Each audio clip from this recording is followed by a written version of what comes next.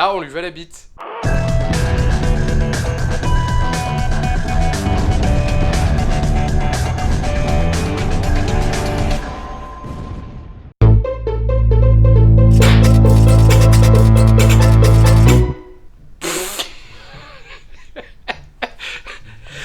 J'aurais vraiment dû en regarder une juste avant pour savoir quelle question allait tomber.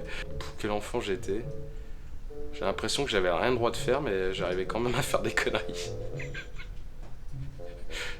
J'étais très sage au départ, au fur et à mesure, très obéissant, puis au fur et à mesure, de moins en moins.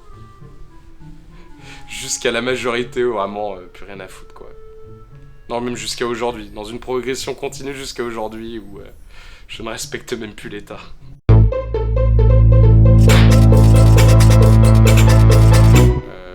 Non, mais j'aime pas trop. J'aime pas trop. J'aime bien minimiser mon identité. J'aime pas trop être dans une pensée identitaire. Voilà. Je suis plus dialectique. Donc je suis toujours changeant, tout en restant le même.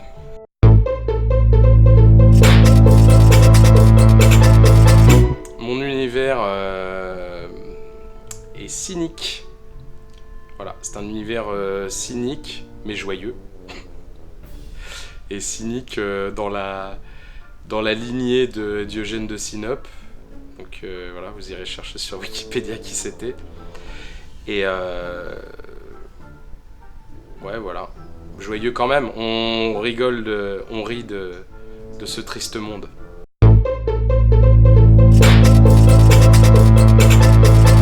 Parce que je pensais que ça allait marcher.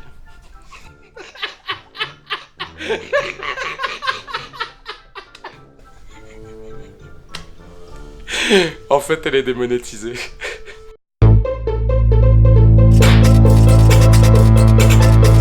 Je ne connais pas très bien Virginie Vota. J'ai regardé 9 minutes de sa vidéo sur drague de rue et harcèlement de rue. Et je ne justifie en rien, bien entendu, les agressions sexuelles. Je ne dis pas qu'elles sont justifiées par les vêtements que certaines femmes portent, mais il ne faut pas s'étonner que certaines tenues fassent naître des pensées absolument naturelles dans l'esprit des hommes. Et ça engendre une frustration chez l'homme, et même, je dirais, une misère sexuelle et affective, pour reprendre aussi les mots d'Alain Soral, une misère du désir. C'est pas la même chose. Déjà, bon, c'est un peu rafraîchissant parce que je m'attendais à pire. Donc, parce que la façon dont la question était posée, je m'attendais à ce que ça soit quelque chose enfin, que j'allais voir quelque chose de pire que ça. Enfin, beaucoup plus en phase avec tous les mecs de la dissidence. Mais en fait, elle a quand même... elle a quand même un point de vue de femme à elle, donc même si elle est un peu dans la même lignée qu'eux, il y a quand même le point de vue femme qui est un peu plus intéressant que des mecs qui t'expliquent ce qu'est être une femme, quoi. Surtout ce genre de mec pour qui voilà, ce qu'on associe à la féminité est pas forcément des qualités qu'ils veulent mettre en valeur. C'est comme tous les réactionnaires par rapport au féminisme, en fait. Ils ont une vision du féminisme qui est complètement biaisée, parce qu'en fait, ils sont pas assez renseignés sur ce que disait le féminisme et sur... En fait, ils transposent ce que eux pensent des relations hommes-femmes sur ce que dirait le féminisme, alors que c'est pas du tout ça, et leur point de vue, c'est un point de vue très essentialiste. Souvent, ce qu'ils veulent dire, c'est voilà, les mecs sont des gros crevards, ils ont des pulsions sexuelles, et ils ont de façon essentielle, biologique, des pulsions sexuelles que les femmes n'ont pas, et il faut qu'ils se retiennent parce que c'est ça la société. Alors que ça, cette vision des hommes, déjà, c'est pas du tout ce que dit le féminisme, et en plus, c'est une construction sociale, et c'est ce que dit le féminisme, c'est que c'est une construction sociale, et le féminisme, à peu près tous les courants, en plus déjà, eux, ils essentialisent aussi le féminisme dans un seul truc homogène, alors qu'il y a plein de courants différents. Et le truc, c'est que le féminisme, enfin, je vois pas un seul courant du féminisme qui ne dit pas que tout ça, que les rôles genrés comme ça sont autre chose qu'une construction sociale. Je ne crois pas qu'il y ait un seul courant qui nie ça, et eux prétendent que le féminisme essentialise les hommes et les femmes comme ça. Donc déjà, fausse route, ce qui fait que ça donne le sophisme de l'homme de paille, et du coup, il critique un homme de paille au lieu de critiquer le féminisme, donc ça n'a aucun sens. Et du coup, elle est dans une vision où les hommes auraient ces pulsions animales que les femmes n'auraient pas, parce que ce sont des êtres, ce sont des petits anges, des êtres purs, évidemment. Et encore que j'adhère pas du tout à leur idée de la pureté, mais bon, bref, du coup, elle se retrouve à défendre une vision des relations hommes-femmes à l'ancienne, avec un côté chevaleresque, d'après ce que j'ai compris, etc., où l'homme doit protéger la femme, mais en même temps maîtriser ses pulsions, etc.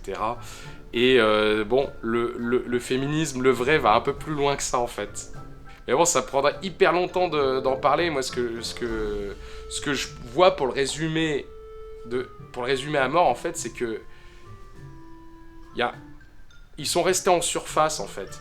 Ils critiquent un homme de paille, ils sont restés en surface, et le féminisme fait partie de ces mouvements qui essayent de déconstruire un nombre de trucs, un nombre de présupposés sociaux, et en fait, eux, ils sont restés dans le présupposé, donc forcément, comme ils ne sont pas un minimum déconstruits, du coup, effectivement, ils adhèrent pas au féminisme, évidemment, ils sont antiféministes. C'est logique, en fait. Mais tout ça est fondé sur un manque de connaissances et des biais cognitifs.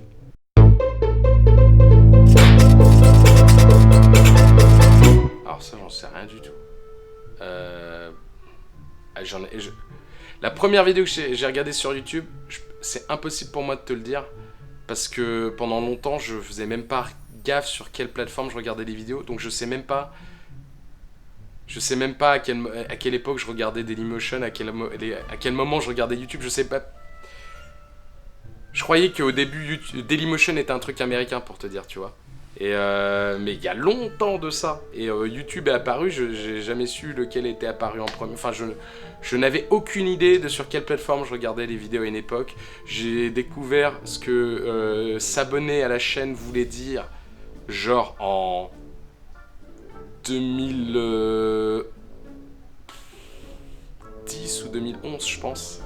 J'ai découvert ça en 2010-2011 et j'ai compris pourquoi les gens te demandaient de t'abonner, genre au plus tôt en 2012, mais peut-être même en 2013, tu vois. Il n'y en a pas en fait.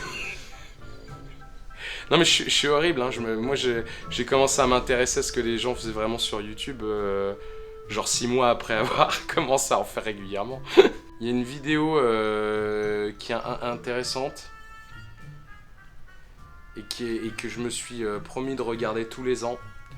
Ça s'appelle This Video Will Make You Angry. Hello, Internet. Thoughts compete for space in your brain. Cat photos, news stories, belief structures, funny GIFs, educational videos, not so educational videos, and your thinking inventory is limited. Et en fait, c'est une vidéo qui t'explique.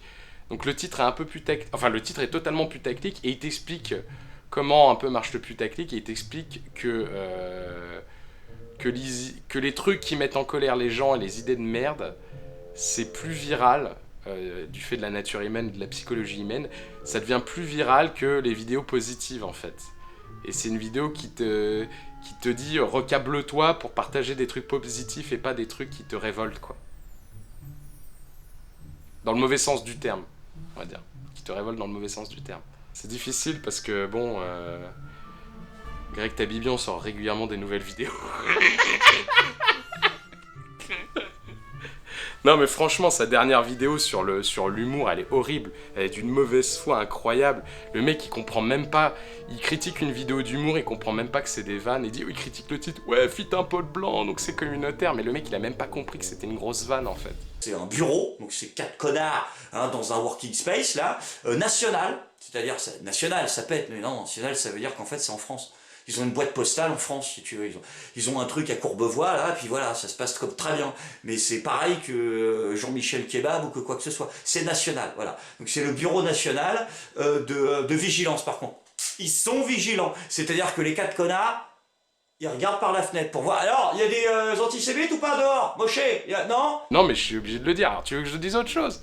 La vidéo la plus merde. Mais non, mais je trouve ces vidéos vraiment médiocres, quoi. Le mec, il y a des le mec, il fait comme ça, 15. Des trucs que je coupe, même techniquement, c'est mauvais. Des trucs que, tu vois, tu les retournes. Est-ce que toi, dans tes vidéos, 15 fois dans une vidéo de 10 minutes, t'es comme ça, pendant 3 secondes. Non, si tu fais ça, tu fais merde, tu coupes la caméra, tu relis ton texte et tu le refais, quoi. Je suis désolé. Mais sinon, à part l'ensemble de sa chaîne depuis 1 an et demi, sinon, je crois que la vidéo d'Ibra TV, où il zappate un pédophile avec une meuf de 12 ans. Assieds-toi là, assieds-toi là. Assieds-toi là. De un, pour commencer, les discussions avec Lola qui t'a eu sur Facebook, c'était avec moi. Et donc maintenant tu sais que t'es un petit pédophile qui essaie de piéger des petits... Ils la perdent de vue. Alors des gens disent c'est fake, mais ils la perdent de vue. Et après ils vont... Donc c'est eux qui vont chercher le pédophile sur internet avec la meuf de 12 ans. Ils la patent, ils lui donnent rendez-vous. Après ils perdent la meuf, la gamine de 12 ans et le pédophile, ils les perdent de vue. Et quand ils les retrouvent, Ibra TV le tape, quoi. Le tape, le mec qui saigne du nez ou de la bouche, je sais pas trop. Et il dit ouais, on va te tuer. C'est un snuff movie. Et je crois que ça n'a même pas été supprimé par YouTube. Moi ça me fait halluciner. T'as des vidéos qui sont supprimées pour 6 secondes d'extrait de France 2. Et Ibra TV qui a pas de pédophile avec une gamine et qui ensuite les tape. Non, ça passe, c'est totalement légal. Toutes les vidéos putaclic où tu te dis ah c'est gros putaclic et tu cliques quand même. Bon ça m'arrive pas souvent mais des fois tu te fais avoir quoi. Si par exemple une vidéo que je regrette d'avoir regardée, je sais même plus c'était laquelle, mais tu vois une fois j'ai cliqué par hasard sur une vidéo de Lama Fâché alors que je savais ce que c'était, j'ai fait ah non merde. Tu sais rien qu'à la voix j'ai fait ah non c'est ça putain j'ai dégagé quoi, tu vois je savais même pas ce que c'était comme vidéo, le sujet avait l'air intéressant. Puis j'ai un peu regardé quand même, puis j'ai vu, ah c'est n'importe quoi. Tu voyais trop que c'était traduit d'une autre vidéo américaine parce qu'il y avait même des trucs qui étaient même pas traduits, qui correspondaient pas du tout à une réalité culturelle francophone en fait. Donc, franchement, j'ai pas de souvenirs en tête là, mais je sais qu'il y a des fois, il y a des témoignages, ouais, des témoignages qui me font chialer sur les réfugiés ou sur les gens à la rue quoi. Mais après, une en particulier... récemment, alors c'est pas vraiment une vidéo YouTube, mais je crois que c'est une interview de Combini. Alors ça va faire rire les gens parce que je vais dire ça, tu me dis une vidéo qui me fait pleurer, mais c'est une des dernières vidéos un peu émouvantes que j'ai vues. C'est l'interview de Nikita Bellucci qui te dit avec le tremblement dans la voix qu'elle se fait tellement insulter, harceler à cause de son ancien métier qu'elle a décidé de pas avoir d'enfant pour pas qu'il subisse ça quoi, alors qu'elle voulait avoir un enfant. Ça franchement c'était... et tu vois, tu sens qu'elle contient, mais c'est dur. Ce que je regarderai jamais sur YouTube, c'est difficile de dire jamais, parce que des fois, il y a des trucs que tu as absolument pas regardé, tu te retrouves à les regarder quand même, parce que le sujet, la miniature, le titre... sont extrêmement bien faits. Moi j'évite de faire des vues aux chaînes dont je sais déjà que ça va juste être répandre de la haine sur des gens ou alors que c'est juste voilà, que c'est juste du truc pour ramener de la vue mais que ça brasse de l'air quoi. Moi, j'évite d'aller sur ces contenus, mais t'es pas à l'abri de cliquer dessus par hasard. Non mais les bons vulgarisateurs, Usul par exemple, Nota Bene c'est sympa. Nota Bene c'est sympa parce qu'il fait des synthèses assez populaires. Et puis surtout il pensait quoi. Il pensait, c'est énorme quoi, le boulot qu'il fait. Je suis pas très original, hein. Après, dans les trucs un peu plus politiques dans mon courant, il y a un camarade qui s'appelle Guillaume Deloison. Comment constituer la société ? Une question qui se pose depuis super longtemps, depuis le début de ces vidéos entre autres, mais depuis le début de l'humanité surtout. En clair, c'est une très grosse question, et c'est celle à laquelle on va essayer de répondre aujourd'hui. Mais avant ça, il faut se demander comment on approche l'individu en tant qu'unité d'un collectif. Est-ce que chaque homme est libre? La réussite de notre vie dépend-elle de notre volonté, de nos choix et de notre propre individualité? Ou au contraire, l'individualité de chacun est-elle négligeable? Chaque personne n'est que le produit direct de son environnement, déterminé et prévisible. Qui fait des trucs assez costauds. Alors lui, il fait surtout des résumés de bouquins sur le socialisme libertaire, mais il a également sorti un gros film là qui s'appelle Conquérir notre autonomie. Et ouais, c'est costaud, hein. Franchement, allez-y, mais c'est costaud.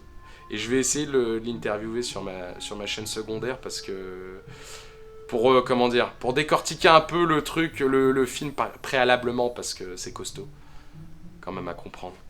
Moi je dirais que le plus mauvais de YouTube, je suis sûr les gens répondent je suis sûr les gens d'habitude répondent Norman et Squeezie, des trucs comme ça. Non, pour moi c'est ce que j'appellerais la confusosphère, c'est-à-dire des gens qui n'ont pas étudié des sujets ou qui ne les ont pas compris et qui donnent leur avis. Ça m'est arrivé aussi, hein, mais vraiment il y a des gens, c'est vraiment leur business. Je ne vais pas reciter de nom à nouveau, mais c'est vraiment leur business. Je prends un truc, j'ai déjà une idée en tête. Ils jouent même jusqu'à sur l'homophonie, en fait, des mots pour mélanger deux concepts. Enfin, c'est de la mauvaise foi pure. Et tu veux que je cite des noms ? Parce que j'en ai en tête, mais tu vois, en gros, c'est des mecs, ils allument leur caméra, ils parlent devant, ils ont rien préparé, ils racontent n'importe quoi. Et les gens les écoutent en pensant que c'est des grands penseurs. Parce qu'évidemment, comme ils racontent n'importe quoi, ça donne des trucs étonnants. Donc on se dit, ah oui, tiens, j'avais jamais entendu ça, c'est vrai que c'est intéressant. Mais effectivement, tu l'as jamais entendu parce que c'est de la merde, en fait. Et n'importe qui de sérieux n'aurait jamais dit ça, en fait. C'est pour ça que c'est étonnant. Et donc ça attire l'esprit, mais en fait, si tu creuses vraiment le sujet, tu te rends compte que ces gens racontent n'importe quoi. Oui, sachant que ouais, ça n'arrivera pas, ce que je vais dire. Moi, je mise plus sur des trucs comme Peertube, qui est une initiative sur le modèle de diaspora décentralisée, mais adaptée au contenu vidéo, quoi, parce qu'il n'y a pas d'option vidéo sur Diaspora, hélas. Parce qu'en fait, il y a un problème de liberté, il y a un problème de revenus sur YouTube. C'est-à-dire qu'on est toujours... Ils ont lancé un sondage récemment pour qu'on donne notre avis. Et ils demandaient si on avait l'impression que... Enfin, pourquoi on avait peur que notre chaîne YouTube disparaisse. Et je suis sûr qu'il y a plein de gens qui ont répondu à cause des copyrights, quoi. Parce que c'est vrai que c'est tellement aléatoire. C'est-à-dire que... Bon, les gens dont les 2/3 de la vidéo, c'est du contenu qui est pas à eux, et en plus, ils montent même pas, tu vois, ils te mettent des extraits. Les mecs qui réuploadent que des vidéos qui sont pas à eux, qui viennent de la télé, ou etc. Ou alors, qui te mettent 2/3 de contenu pas à eux, et même pas monté, tu vois, c'est pas des petits extraits en mode DJ, on va dire. C'est carrément, ils te mettent des pavés de 2 minutes qui sont pas à eux, et puis ils les commentent. Bon, ces gens-là, je comprends qu'ils se fassent striker. Mais après, moi, je me suis fait striker pour, je crois, 9 secondes. 9 secondes sur une vidéo de 16 minutes et une autre qui devait faire, je sais plus, 3 minutes. Mais 9 secondes, quoi. Et tu peux pas... Et quand c'était arrivé, tu peux pas... Enfin, ça joue forcément sur la façon dont tu fais le truc, et pas quand bien, du coup. Et puis, il peut y avoir... Il y a des gens, comme Ibra TV d'ailleurs, encore une fois, qui jouent sur les réclamations de copyright pour censurer d'autres gens, en fait. Et ça se censure comme ça entre youtubeurs. Et ça devrait pas... Ça devrait pas arriver, en fait. Et YouTube a pas réussi à intégrer une notion de courte citation ou de fair use, parce qu'en fait, ça, c'est des notions... Aux États-Unis, le fair use, ça marche mieux. En France, la courte citation, c'est à l'appréciation des juges une fois que le conflit n'est pas résolu entre les différentes parties. Donc YouTube refuse de se prononcer, mais il y a quand même un sacré abus. Tout abus est possible quasiment, quoi. Donc ça, c'est un gros problème pour la liberté d'expression, parce qu'on peut pas... Il y a un moment donné où tu peux pas commenter des trucs... Moi, là, dans ma dernière vidéo, j'ai mentionné le rendez-vous dissident. On me dit ouais, t'aurais dû citer exactement les passages et tout, mais il aurait fallu que je mette des extraits même limite, et j'avais pas envie que la vidéo risque de se faire striker, donc je l'ai pas fait, voilà. Il y a un gros problème, et puis au niveau de la monétisation, et franchement, leurs conditions elles sont infernales quoi. Donc j'aimerais bien qu'il y ait plus de liberté, ouais. Et que on... Parce que là, ça privilégie un certain type de contenu qui n'apporte pas grand-chose à l'humanité, on va dire. Même si c'est divertissant.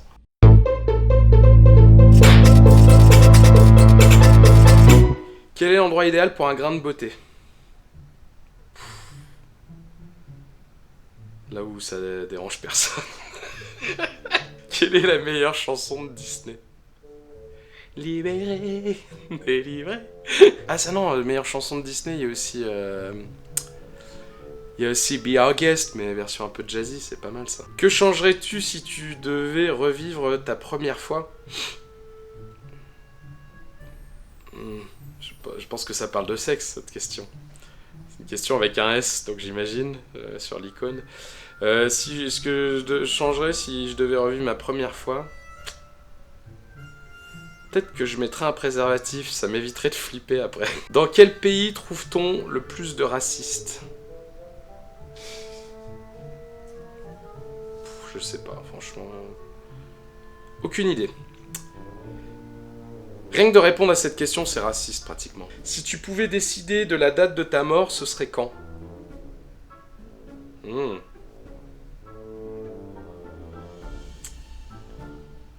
Ouais, mais je peux pas savoir à l'avance, ça dépend ce qui va se passer. Putain, faut que je décide une date à l'avance. Moi, je préférais choisir vraiment le moment exact. Tu vois, genre, j'aimerais bien mourir et que les gens le voient pour rigoler, tu vois. Genre, joyeux anniversaire. Tu vois, ça me ferait rire. Et tu meurs, et tu choisis la façon dont tu meurs. Les gens sont en train de te souhaiter joyeux anniversaire. Et là, ta tête explose. Ça, j'aimerais. Ça serait drôle. Si tu devais choisir un style de vie radicalement différent, lequel choisirais-tu? Bah, plus radicalement différent, je pense que je serais trader, je ferais du pognon, j'en aurais rien à foutre, je serais le loup de Wall Street, quoi. Le loup de Wall Street. Parce que tout le monde kiffe Margot Robbie. Voilà, j'ai même pas vu le loup de Wall Street, hein, je te dis ça purement voilà, comme ça, une idée du loup de Wall Street, quoi. Je n'ai pas vu le film.